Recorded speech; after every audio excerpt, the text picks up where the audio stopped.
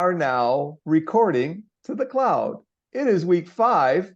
It is actually part 2 because for the last hour I've been presenting on a topic that I am not an expert, but I have presented on it before, on diversity, equity, and inclusion for instructional designers, if you will. The notes are up in Dropbox for all of you. If you're interested, if you're not a member of this class and want my notes and want the slides, just write me an email. I'm happy to provide.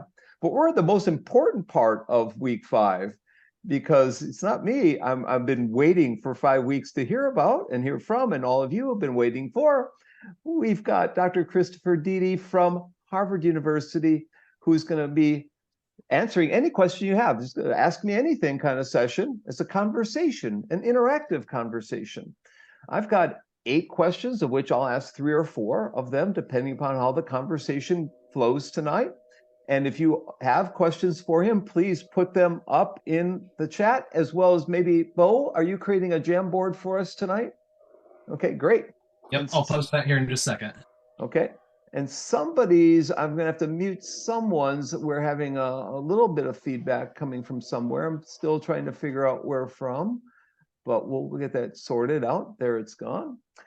So Dr. Dede is someone who I've been reading his work for a long time. And I had my first chance to experience his training, his wisdom, and so forth at AERA's AI Institute back in San Diego in like June of 1990.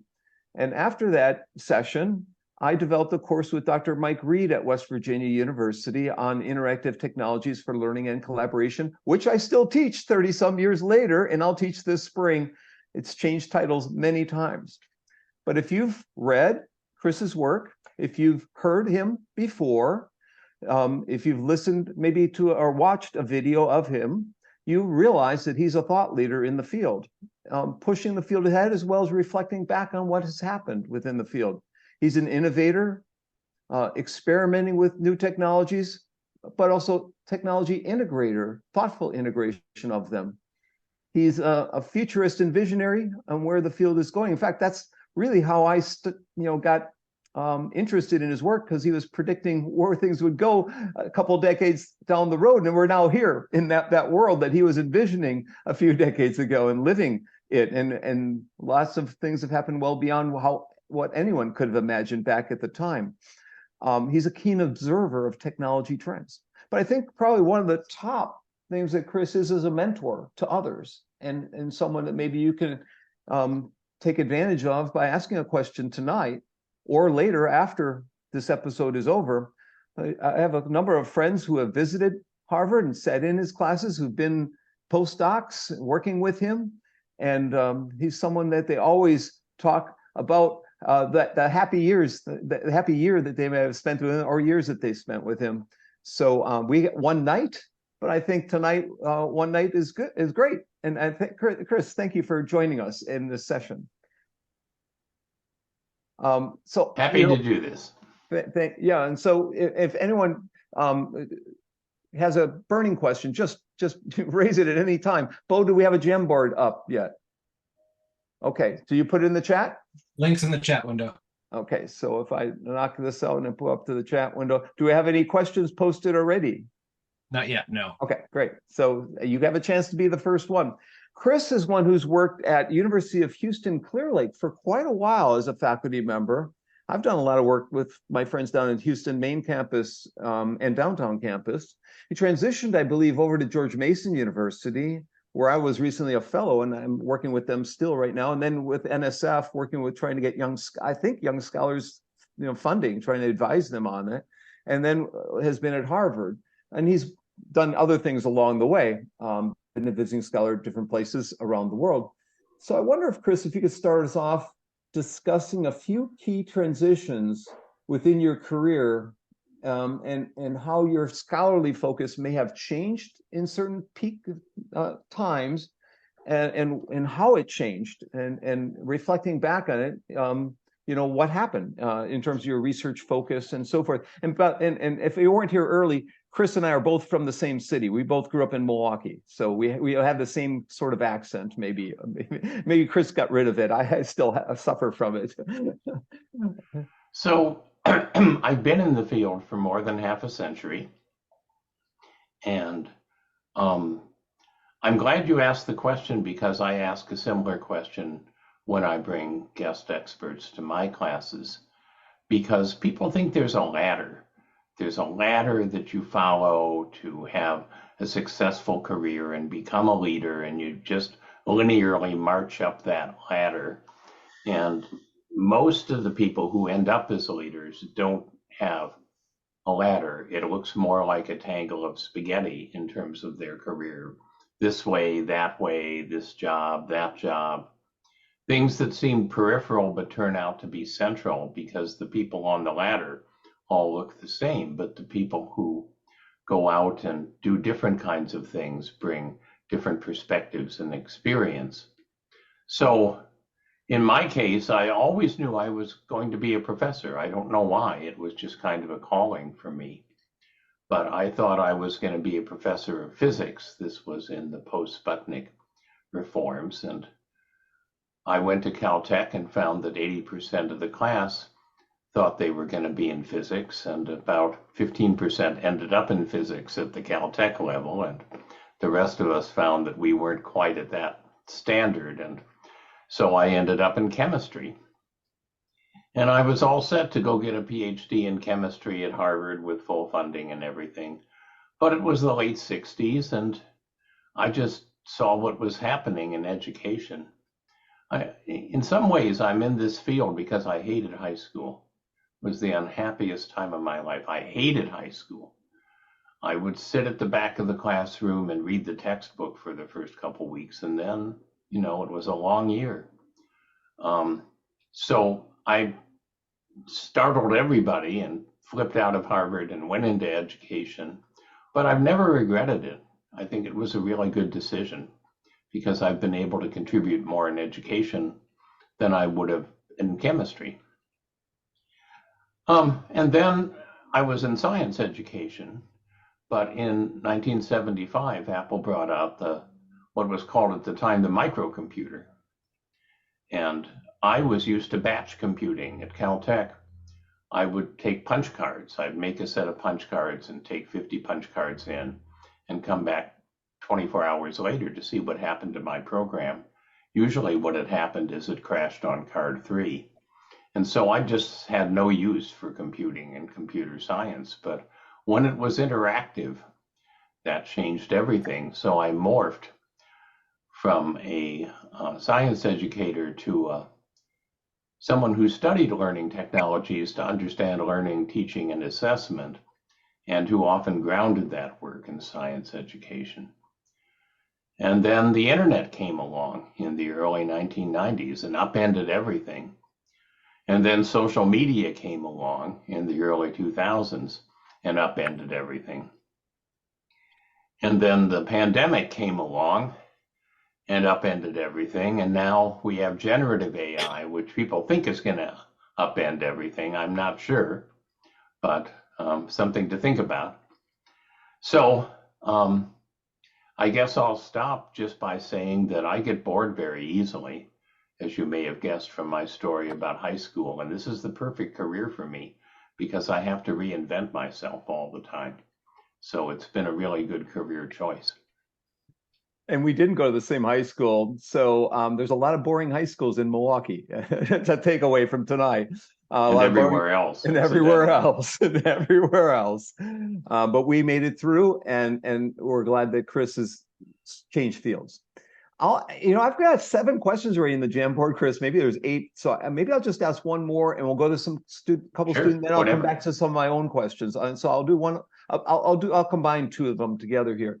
So you've built and had significant funding for building quite a few different media-based environments. Mixed reality, augmented reality, virtual reality, face-to-face, online, whatever. I'm wondering if you could pick out a couple of those environments that to you were highly powerful and engaging, since engaging is the word for tonight, engaging and interactive, yet challenging for you to develop. Could you describe those for us, and where would my students and people who are listening tonight want to go to read about them? You know, what pieces could they read to find out more? And given this is a learning environment design course, can you give us some principles of building such learning environments that they could find helpful when they're doing their midterm assignments, which, by the way, are due tonight or tomorrow, the next, you got 48 hours. What principles of learning and instruction underpin those particular environments? That's a big question, Chris, but I know you've got many answers to that. Sure. So two come to mind out of many. In 1999, for a 10-year period, I and colleagues first at George Mason and then at Harvard worked on creating a learning experience called River City. It was a middle school curriculum. Students learned some history, which was deliberate because NSF didn't fund history, but I thought students should know something about history. So we set it in a town, a fictional town in the 1870s. You went back in time.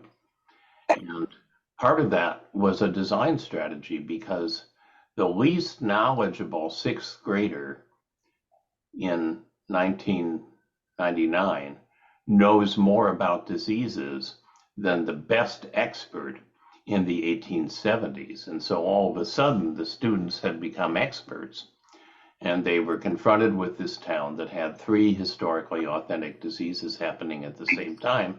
And they had to figure out what was going on and what was causing each and suggest interventions that might help the town. So it was about history, science inquiry, epidemiology, and so on. This was very primitive in terms of the interface. This was before the rise of internet gaming. And it also was seen as a game, even though it was as a simulation. And at that time, the idea of games in schools was just anathema. I mean, it was crazy talk. And so it was very difficult to go into schools and persuade them that students could learn from something that looked like a game. Of course, that's easy now, but it certainly wasn't easy then. And it was based on the reason that I've studied immersive learning for more than 3 decades, and that is situated learning, where the context is an important part of what you're learning. This is how most adults learn most of the time, is we're in a context, not necessarily a classroom, not necessarily with an instructor or a curriculum. And we interact with things and kind of figure it out, except, of course, it's better if you have somebody to mentor and guide you and help you reflect. And so the boring classrooms that I hated, students could escape by going into this simulated world and being inside it with their friends, figuring out mysteries and narratives. So narratives, situated learning, collaborative learning, were all design elements. And then from 2008 to 2019, a colleague at Harvard, Tina Grotzer, and I worked with teams to develop 4 different curricula that used virtual ecosystems. Actually, 3 that used virtual ecosystems and 1 that used real ecosystems with augmented reality. And again, this was situated learning, but this time with a lot of scaffolds for transfer into the real world built in. And it was again about narrative, solving mysteries about what was happening in the ecosystem. One of them, the last one, was for 3rd graders. And that was because we thought that these curricula would be very challenging for students. We were actually teaching things that schools struggled to find a place for, because we were teaching 7th and 8th graders things that might be at the end of the high school curriculum or even in the college curriculum. And yet they were learning these things. The education profoundly misunderestimates what students can do at different ages if they're properly supported. And so these students were eating it up and asking for more. And so the last round we said, well, let's go down to third graders and let's make it really interesting. Let's not only give them a similar kind of curriculum, somewhat less demanding, but we'll also teach them computational modeling and have a computational language that they're learning and using to model what's going on. And the third and fourth graders ate it up and wanted more. So we never did find where the real ceiling is, but we certainly established it's a lot higher. And again, narrative, guided learning by doing, reflect, act, plan, reflect, act, reflect, act, reflect cycles, all things that have been well established in theory and have very strong empirical evidence for decades, but they're not used. And we were trying to do demonstrations of concept to show that they could be used. And unfortunately, even though all these things were available under a free license from Harvard, they were around for a while, but they were just too different.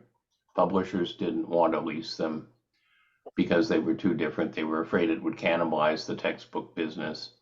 Teachers liked them, but principals and superintendents were nervous.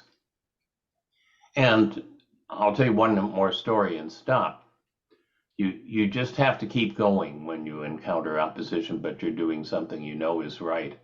I spent a year and a half trying to persuade the Chicago public schools to use River City, and met every objection about research, every objection about evidence, every objection about engagement. And finally they said, well, we just don't want to disrupt the science curriculum with something like this that's so different. And I said, if you're an African-American male, the odds of graduating from college when you come out of the public schools in Chicago is 3%, and you don't want to disrupt the curriculum? So, you know, the problem in education is designing something great, but the even bigger problem is getting people to actually do something with it. Exactly. Well said, Chris. We have 14 questions in the Jamboard already. My doc student, Rachel, says she's always likes to talk and she wants to jump in. Rachel, you want to tell Chris where you work? He might know of it before you ask your question. Yes. Thank you so much for being here tonight, and we're all very excited to speak with you. Let me start. I work, and I feel bad for my classmates. They get to hear this every time. I work at the Commission on English Language Program Accreditation. We're a specialized accreditor of only post-secondary English language programs around the world. There was a law passed in 2010 that required English language programs at post-secondary to be accredited before they could issue F1 student visas, which led to an avalanche of schools applying, blah, blah, blah. We could talk more about that, anything you want to talk about accreditation, but let me go ahead and ask you one question kind of related to accreditation and the things that you're doing, since you already answered one of my other questions.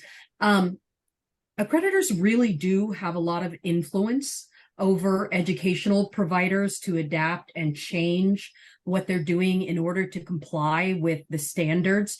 Most of the time, the standards are well-founded off of good research and best practices, but given that accreditors have this influence, what data metrics do you think that accreditors should examine? Well, let me give a specific answer in terms of the kind of accreditation that you do. I do think a lot about accreditation. In fact, I did a kind of a coffee hour with NEASC, the New England Association of Schools and Colleges, which is a great group, I must say, in terms of accreditation. But I've worked with the head of the Department of Romance Languages here at Harvard, Professor Nicole Mills, who teaches the Introduction to French courses to the undergrads. And she, as many language researchers do, understands that context and culture is a very important part of learning a language. That's one. People think it's going to another country. It's just that everybody is speaking the language, but actually you're in the culture and the context that makes the language comprehensible as a way of thinking. And that's what languages are. They're not just different sounds and symbols that mean the same universal thing. They're different ways of thinking, as you know better than I do. Anyway, Nicole has worked with a company in France, Wanda, W-O-N-D-A, that is a VR company. And she and I and that company did some research on 360 video and immersing Harvard students across distance in French context and culture. But recently, she's been taking advantage of generative AI and chatbots. And she and Wanda have produced an experience where you have an avatar and you go to the Surrealist Museum in Paris, and somebody's been murdered there. There's a murder mystery. Here's your narrative in design. And you have to question in French, you know, the different suspects and investigate the scene and talk to everybody in French and so on. And with generative AI, there's a lot of things that people think it does that it doesn't do. But one thing that it does do is it really is good at the natural language problem in multiple languages. And so it makes sense of what students are saying, even if they're mixing up their English and their French in the same sentence. It's wonderful. And I would look at the Wanda, W-O-N-D-A website, Wanda VR. And they have a webinar about it. They have video demos of the chatbots. They have lots and lots of stuff. Anyway, I've run around the barn 3 times. Now I'm going to directly answer your question. I think that we're at a point where we can do assessments where the proof of the pudding is actually authentic performance. So put somebody in an environment that can be structured with chatbots so that you can have enough similarity in the assessment that it's fair, and ask people to produce English language in a variety of ways, both direct production and production with agency, where they choose to say something, which is a big issue, as you know, in learning another language, is that you may understand it pretty well, but you're typically reluctant to use it. And that would be, I think, the gold standard in terms of accreditation. Does the place have methods that allow that kind of outcome when people come out of it? So that's an unconventional answer, but I think that that's something that's possible now that wasn't possible even 2 years ago.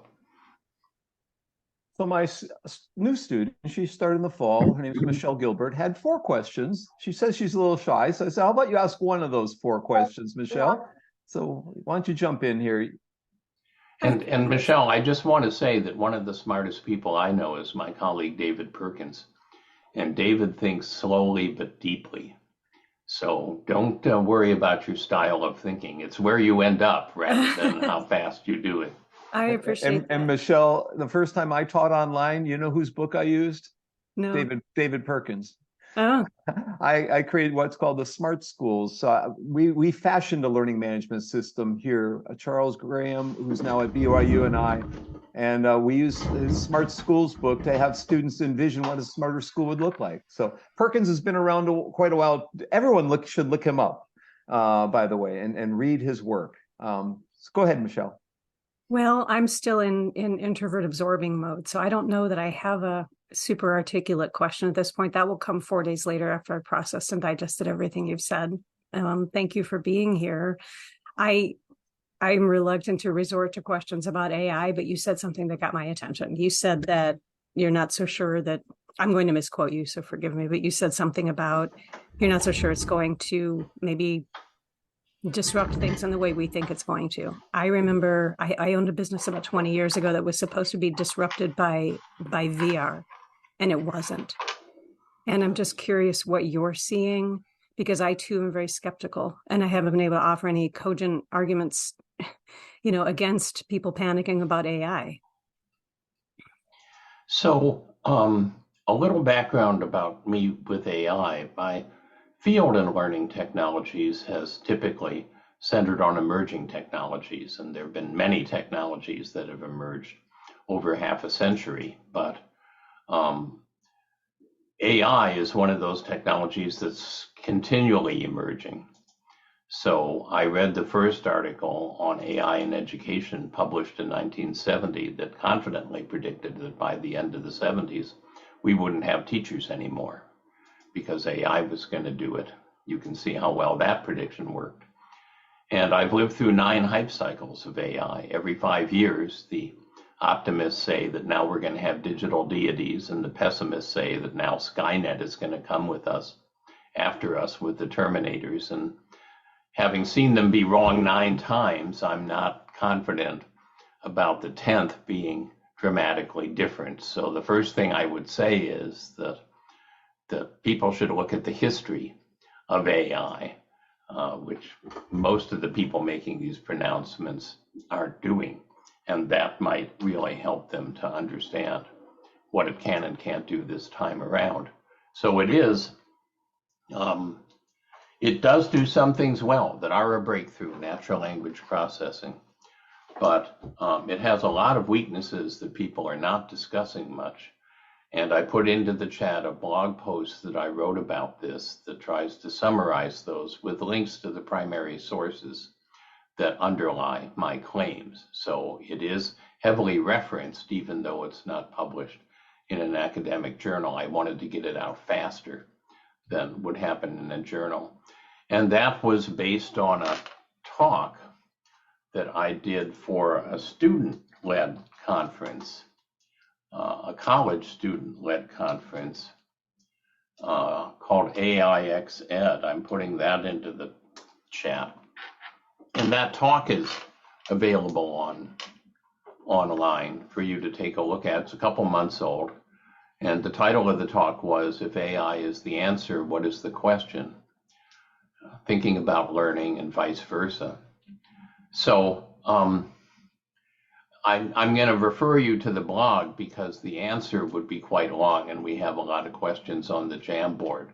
But most of the things that people are claiming generative AI can do, it can do badly. And I'll just use the example I used in the talk in the blog. I was really excited when I heard dogs could sing. And I went to YouTube and I looked at videos and wow, dogs were singing. But then I realized that dogs sing badly. And in fact, you can spend $5 billion and dogs are still going to sing badly. So one of the 7 deadly sins of AI predictions is to assume that if a machine can do something not well, that if you spend enough money, it's going to be able to do it well. And I think that may be some of what happened with VR and your situation. So one of the most valuable things that you can develop as a result of graduate education is, and I'm going to use a technical term here, a bullshit detector. You need a really strong bullshit detector because you're going to hit a lot of it in this field. Chris, since she asked about AI, it is one of the things that I wanted us to talk about a bit tonight because it's what you're currently working on, and all people could benefit from just hearing, at least briefly, what the project is that you have with NSF, what stage the project is at, your role in the project, and what is the mission of that particular project, and how could they read about it? Where should they go to read more? And by the way, your mic is coming a little hot for whatever reason. So it's a little loud, just slightly. Oh, yeah. Okay. I can try to go to the Zoom control panel and adjust it, I guess. Yeah. I don't know. I don't want to try to get in the middle. Yeah. Turn down your volume if I'm coming across too hot. So I'm going to put into the chat the website for the institute that I'm part of. Over the past 3 years, the National Science Foundation has funded 25 national AI institutes. And Most of those are in fields outside of education. They're in medicine, they're in agriculture, they're in computer science, and so on. But there are 5 institutes that are in education. And those, of those 5, 4 are centered on pre-college education. And one is, our institute is about adult learning and online education. It's about workforce capacity building, reskilling and upskilling in a turbulent world. The other 4, incidentally, are briefly described in that blog, and they have, the websites are in that blog. So I'm really happy to be part of this one, because while for half a century I've thought a lot about adult learning as a college professor and also in terms of teacher and educational leader, professional development, I haven't thought broadly about workforce overall until recently, and it's been fascinating.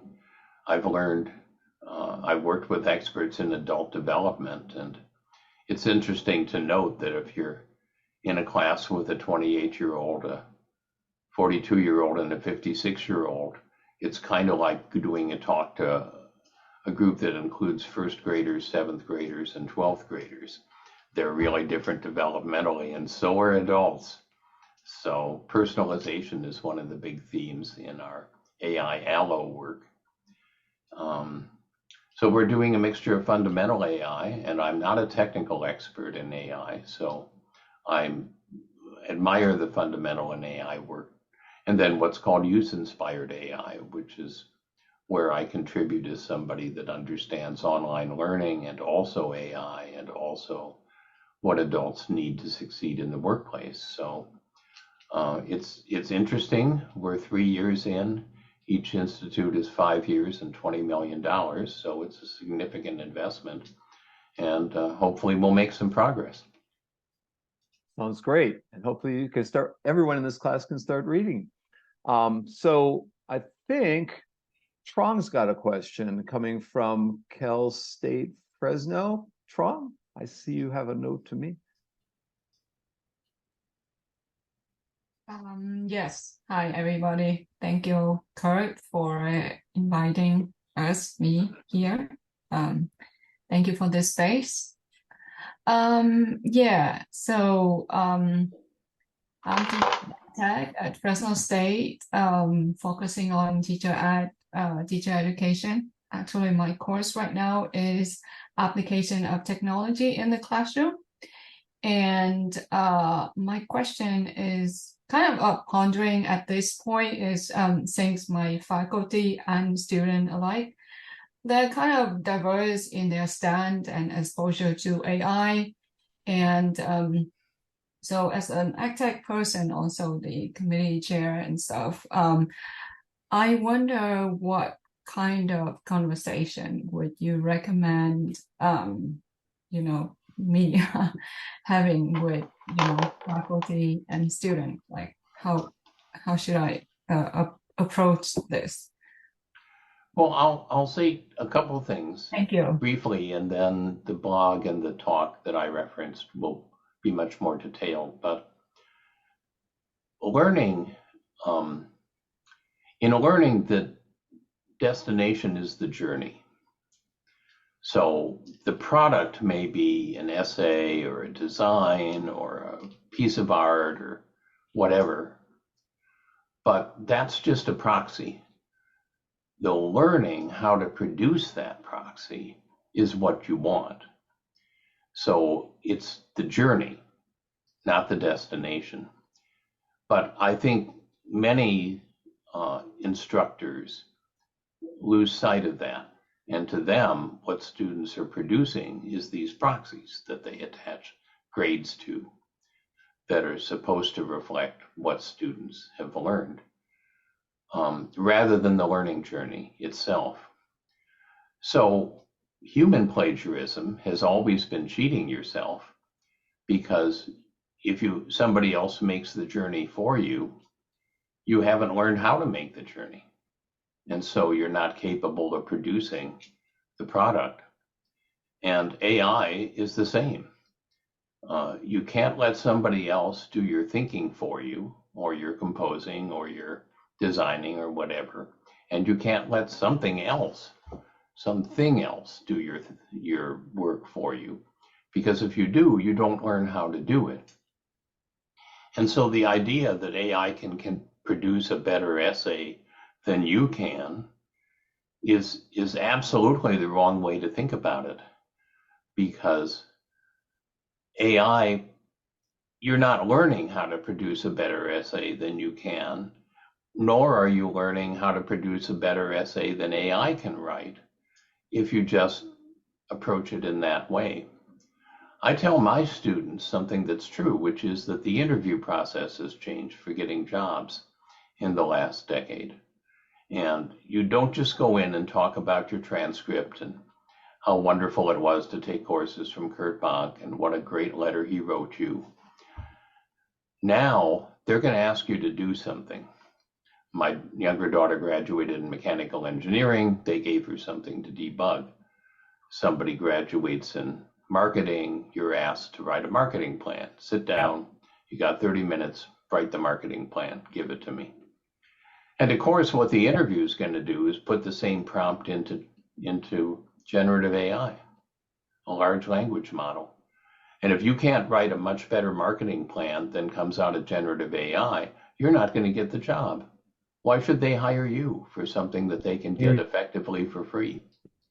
So we need to rethink what we're teaching and how we're measuring, because generative AI can also help us document the journey, which is the important thing. Somebody's got to mute. I'm getting echo. So that's one answer. The other answer is that I think a lot about IA, not AI, but IA, intelligence augmentation, which is what happens when a human being and an AI work together, and each does what it does well. Science fiction has portrayed this forever. Captain Picard in Next Generation and Data the android have an IA relationship. Again, the blog and the talk cover more about this, lead you to a brief that I did that's part of the Next Level Lab materials. But we need to prepare students for a world of IA. And that institute, I'm forced to prepare for a world of IA because my own institute is building AIs that surround college professors. So there'll be a question answering AI and a tutoring AI and a library and a laboratory and a social AI that helps students meet their learning partners in an online course. And if I don't upskill, if I just let them de-skill me, it's not going to be a happy ending. So I have to upskill to the things that AI can't do, which fortunately, it turns out, there's a lot, much more than you would believe if you read all the bullshit that people are writing about AI, generative AI.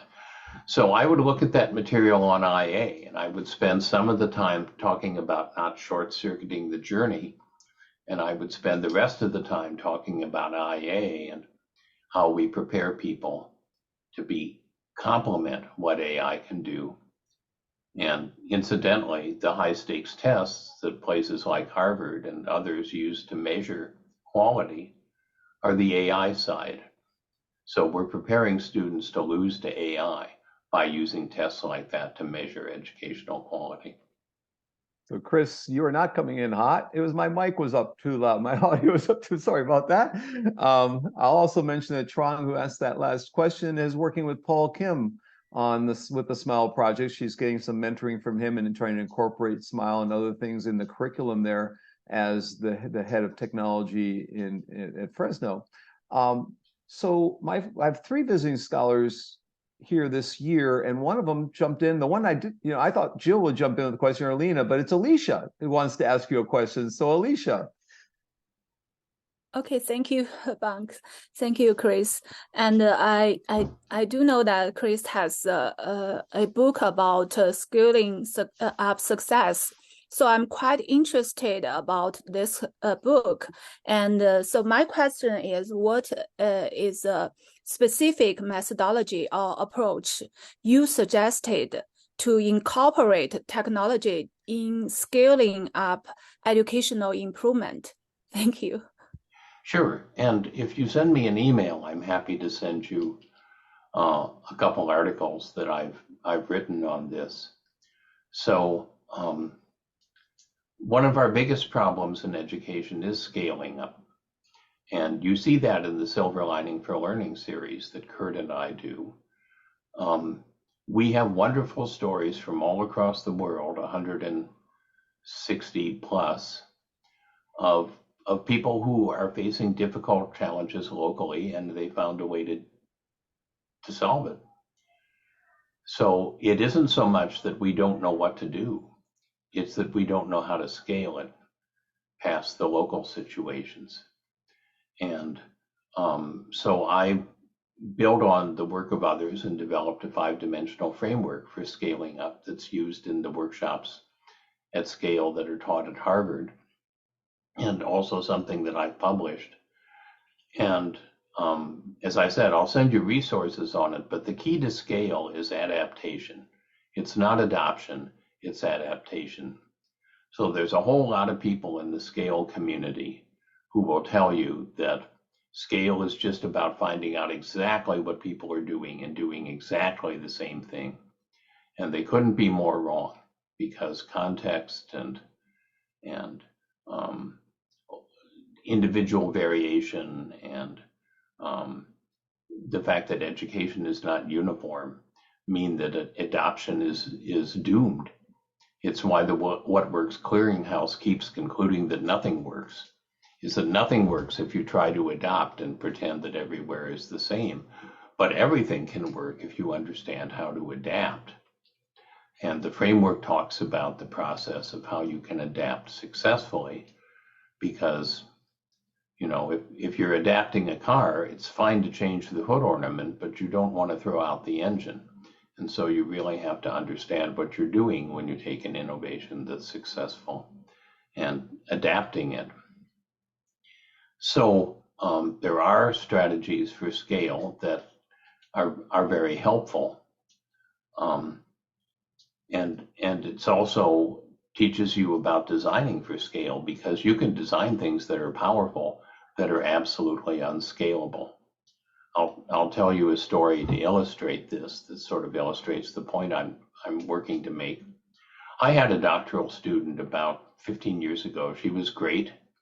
She came to us from NASA and was building a NASA program where elementary classrooms could partner with the NASA staff, and the NASA scientists would encourage the kids and answer their questions. And so it came time to do her dissertation, and she said, I want to do it on that program. And I said, well, that's okay, but don't you want to do it on something that can scale? Because the fact of the matter is that you run out of NASA staff a lot faster than you run out of classrooms. She said, well, how on earth can I scale that? And I said, well, you can't scale that, but we can talk about adapting. So she ended up building a virtual NASA scientist called Dr. C. This was pre-generative AI, so it was very crude. It just used essentially word matching to try to answer kids' questions, and had a big FAQ database that it used. And it was completely scalable. And what her dissertation showed is that while it wasn't as good as a NASA scientist who understood kids and who wanted to be mentoring them, it was better than all the other NASA scientists who either didn't understand kids or didn't want to be doing it. So that was an example of this kind of creative design for scale that I think is very important if we want our innovations to have maximum impact. So send me something about getting the articles and things, and happy to share. So Dr. C was Chris or for Kurt? I don't know. It was actually for somebody that she knew who was a NASA scientist. So sorry, wasn't either one of us. I didn't think so. So Amelia wants to jump in from Japan. Amelia, how's your audio doing? Yes, can you hear me? Sure. Yes, thank you for being on the show and or the class. And I was interested right away when you jumped into learning a language with context and culture in virtual reality. So my question was about what the future looks like for educators, but I kind of jumped on this Wandra VR website that you mentioned in the chat. And I think, well, do you think this is what the future of virtual reality learning looks like for educators? And do you think that it's getting, first, then you mentioned hype cycles. Is it in a hype cycle? And is it going to divide educators more because the equipment seems to go up? I jumped in with cheap headsets and non-coding platforms, and suddenly everything's for sale on these things again. And I was wondering if you could talk a little bit about virtual reality. So a lot of my work deals with simulations, as you may have gathered, River City, the EcoMove series, and so on. People learn by doing with practice and mentoring. And the chatbots offer kind of a low-end form of practice with mentoring. I mean, we could now go back if we wanted and do River City with a natural language interface and do the EcoMove series with a natural language interface and probably get deeper learning and more engagement. But that's limited in its effectiveness because chatbots are limited in what they know. So in a recent talk that I did that was not recorded, unfortunately, I discussed when do you use a chatbot and when do you do what's called digital puppeteering. And digital puppeteering is when there's a human being behind the mask of the digital entity. So when it's a human being, it's an avatar. And when it's a computer behind it, it's an agent. When to use agents and when do you use avatars? I'm involved in a project for teaching negotiation to marginalized populations, trying to get into the workforce or trying to overcome biases in the workplace. And we're busy building a pilot and hope to end up with something that's about 10 hours of training in 1 hour chunks that we can scale and just deliver essentially for free across the workplace. And so we're looking at this question of avatars and agents because you can negotiate with a chatbot, and the chatbot can be programmed to behave like somebody trying to sell you a car or somebody trying to raise your rent or somebody trying to stand in the way if you're getting a promotion. And you can do some practicing of basic negotiation moves with them. But then at a certain point, if you want to get really good, you have to negotiate with a digital puppeteer behind the mask. And I work with a company called Immersion that is one of the companies that does digital puppeteering. And I really like their work. And Professor Rhonda Bondi, who was at Harvard for a while and is now at Hunter College, New York. We published 5 articles about helping teachers have equitable classroom discussions using immersion, where the computer was helping human beings simulate 5 children at the same time. Rhonda has since done some work with the equivalent of chatbots. So maybe the beginning teacher interacts with chatbot children, and then when you get good enough, you get the simulator specialist playing the children and more complex problems and issues.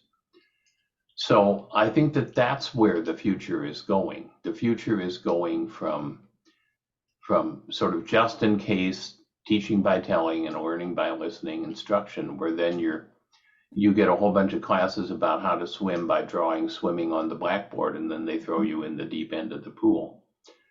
We're to a situation where you learn, yes, with theory and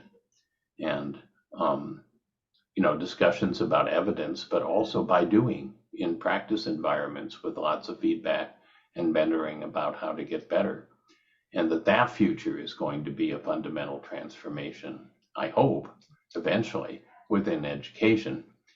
You should be aware that I've been saying that for decades and building things that do it, and it hasn't happened. So don't assume that I'm an expert at knowing when people are finally going to give up the industrial model and go on to something better. But I keep trying. So Amelia, you might want to mute your mic, I think. Lena, or not Amelia. And I think Lena's got a question, and then Bo's got it. We've got about 10 minutes left here, so I want to make sure everyone who's dying to ask a question gets a chance to ask a question. So, Emily, you might want to mute your mic too. I think you just joined us. So, Lena, you want to jump in here with something? Okay, hello. I think I have a lot of new concepts from your talk, and it had a very significant impact on me. I'm very curious about the concept you mentioned about IA. I wonder if brain-computer interface is a kind of IA, and also, are there any differences between IA and human-computer coordination? And also, do you have any cases or any examples on IA applied in education? Thank you. So IA is emerging, especially because the A keeps changing and getting more powerful. But let me give you a non-science fiction example that may help to clarify it. There are now assistants to cancer specialists who are based on artificial intelligence, and that assistant can do things the specialist cannot. That assistant can scan 1,500 online medical journals every morning looking for new information that relates to this particular patient and treatment. That assistant can scan the medical records of people across the world who are being treated for similar conditions and look at what kinds of outcomes are emerging. And so the assistant does what's called reckoning, calculative prediction, where you take far greater amounts of data than human beings can handle in a short amount of time and come up with insights. But you would never want the assistant counseling the patients who have cancer, because the assistant doesn't understand anything about pain or death. It doesn't understand families and economic consequences of decisions. It doesn't understand culture and cultural beliefs about death or spiritual beliefs about death of different kinds. It's a brain in a vat. It doesn't understand anything about any of these kinds of issues. And so you have the oncologist, the human, in the IA, who is using practical judgment, practical wisdom, and taking the predictions and using those to make sense. In education, I think one of the first applications will come out of these 5 national AI institutes, because there's an institute that's building assistants to help teachers. Our institute is building assistants to help professors and corporate trainers. Other institutes are looking at neurodiverse students and how to help them, looking at marginalized populations and cultures and genders and how to help them, and so on. So we'll see some IA, I hope, coming out of that investment. But the important thing about IA is to leave the reckoning to the AI. even though that's most of what we teach people now. So you don't need to know it anymore to the same level, and instead to focus more and more deeply on the judgment parts of things. Sounds good. Bo has a question from the Jamboard that no one's asked yet, and he wants to make sure it gets asked. And then he has a question of his own, and that will probably be the last two questions for tonight. Bo is my TA in the class. He's in Lafayette, is Purdue country, but he's still an IU student. Go figure, you know. So I hear there's a divorce taking place between Purdue and IU. It's a nasty divorce, actually. There's some friends of mine and former students are being affected by that. Actually, one pretty famous person has got his tenure maybe being affected. So yeah, it's not a good situation. Bo's also got Chicago Bears tickets, Chris. So you know that tells you something about him. Bo, go ahead and ask the champ. Been a sad couple weeks with regards to the Bear stuff, so let's not talk about that there. My first question, Dr. Bonk, I'm actually going to flip-flop the order just because I'm going to tie it back into what Chris just said there. You at the very beginning were kind of mentioning some of your work a while back when you were working with some third graders, and one of the questions that I was just kind of wondering was, when you come up with something, when you conduct one of your research studies and you actually have like concrete evidence that demonstrates that something is successful and can be successfully implemented in the classroom, and teachers, or as you mentioned, administrators got pushed back on that because it wasn't something that fit within our educational system, what do you do to overcome that challenge? And then I guess I'm going to tie this back into what you were just saying. Do you feel like there is going to be a shift with the mindset of educators in K-12 setting with regards to artificial intelligence and IA, and whether or not that can be used to fill some of those educational gaps that have been created through maybe lowering of expectations of educators? Sure. So briefly, there is a field that's been around for half a century, like me, but not a field that I'm in, called knowledge diffusion. And it's essentially how you persuade people to try something that would be better than what they're doing, but they don't like to change. And the field of knowledge diffusion began with agricultural extension agents trying to persuade farmers to do things better. But then the principles were developed, and the principles have been found to apply to every kind of change everywhere.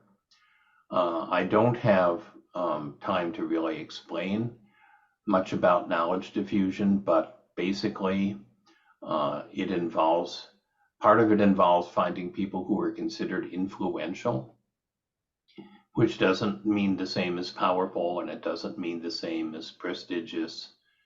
It means people that other people trust and think do a good job. And that if you can persuade the influentials to change, then the rest will follow. Some of it is also about adaptation, and some of what I talked about with scale. I did kind of a roadshow with an expert in knowledge diffusion for several years talking about this. So that would be a good thing to look at in terms of that issue. I think that the biggest implication of AI for education is not changes in process, although I am working hard to make really good changes, I hope, in process. It's changes in outcomes, that we need to graduate people who know a lot more about culture, who who are capable of much more empathy and social perspective taking and moral decision making than what we're seeing now. Essentially that we have to complement the cognitive things that we're doing, where AI is strong, with both more sophisticated cognitive things like creativity and with the emotional and psychosocial things that AI can't do at all, although it can fake it. So, complex topic, but this is a really interesting time. I will say that in the half century that I've been in the field, I have never seen a more interesting time than this one. So it's a great time for you to be getting into the middle of things. And you have a wonderful guide with Kurt, because I believe that if you had a map of the world and you were limited to putting a pin in it anywhere that there wasn't water, that you could not find a place where Kurt hadn't been within 100 miles of it.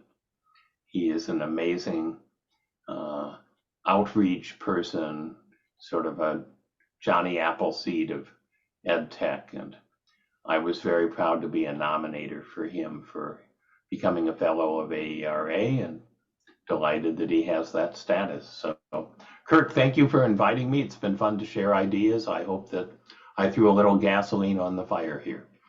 It's been delightful, Chris. It's been great having you tonight. But before we clap for you at the end, I just want to make a little announcement that Bo's team won an award this past week. Bo, what was the award you won? One of the schools that I've been working with for about 3 years, they won an Educational Excellence Award for STEM education here in Indiana. Very good. Everyone clap for Bo real quick. And then, you know, great. And you can see from the question he asked, Bo's a deep thinker. And to end tonight, can we wave goodbye? I'll get a snapshot here, waving goodbye to Chris. Thank you so much, Chris. It's been, like I said, it's been a delight. It's been an honor to have you with us. So yeah, you can write Chris an email. I'm sure he will respond to you. If you didn't get a chance to ask a question, please do. And so everyone have a great night here. I'm going to stop the recording. Week 5, part 2.